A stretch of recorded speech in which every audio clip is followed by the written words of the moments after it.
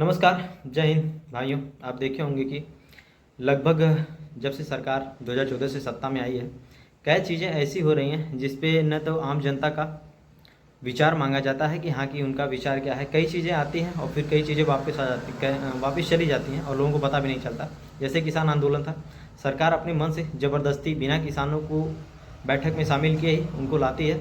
फिर क्या था, वो उनका आंदोलन असफल हो जाता है और उसको फिर वो बिल को वापस ले लेते हैं। फिर वही था डिमोनेटाइजेशन का, आपको दिखा दें। डिमोनेटाइजेशन में सरकार ने जो है 2000 के नोट को लॉन्च किया 2016 में, लेकिन फिर उसके बाद देखिए 2023 आते आते 2000 लगभग वो सारे के नोट जो है वो बैन कर दिए गए 2000 के। ये नहीं समझ में आता है कि आखिर डिमोनेटाइजेशन के प्रोसेस में जो खर्च होता है वो तो आम पब्लिक का ही पैसा होता है।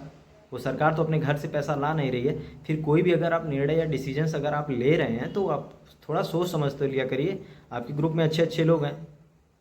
उस टाइम तो मोदी जी भाषण दे के कह रहे थे कि अगर ये नोटबंदी सफल हो जाएगी तो आप हमको चौराहे पे बीच खड़ा करके जला दीजिएगा। और रियलिटी ये निकली कि नोटबंदी में 99.99% जो है करेंसी फिर बैंकों में चली गई। और रियलिटी ये निकली कि 50 लाख लोगों की नौकरियाँ चली गई, लोग बेघर हो गए, रोड रास्ते पे आ गए।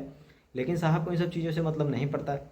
साहब को जो एक राजा धीराज वाली उपाधि दी गई है कि अपना निर्णय ही सर्वमान होगा, साहब जो है अपने ही मन की बात दूसरों को सुनाते हैं, दूसरों के ऊपर थोपना जानते हैं। लेकिन रियलिटी क्या है, ग्राउंड रियलिटी क्या है, आम जनता क्या चाहती है वो नहीं चाहते हैं।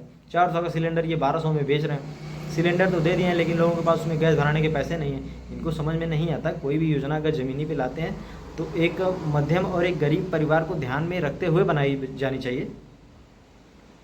देश में सारे लोग अमीर नहीं हैं। देश के अभी भी कितने लोग, करोड़ों लोग जो है रातों में भूखे सो जा रहे हैं।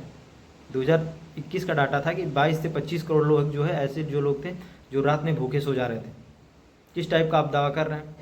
अभी भी बेरोजगारी इतनी है, महंगाई इतनी है और देश का गोदी मीडिया तो एकदम बेशरम हो चुका है। वो शाम को चर्चा करता है डेली कि औरंगजेब अच्छा आदमी था कि नहीं, औरंगजेब का कार्यकाल अच्छा था कि नहीं था।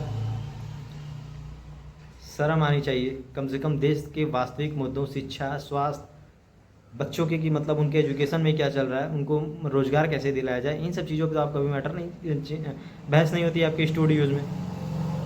क्योंकि भैया इनको एक विशेष पार्टी से फंडिंग मिली हुई है ना, मोदी जी से, इनका गुणगान करने के लिए।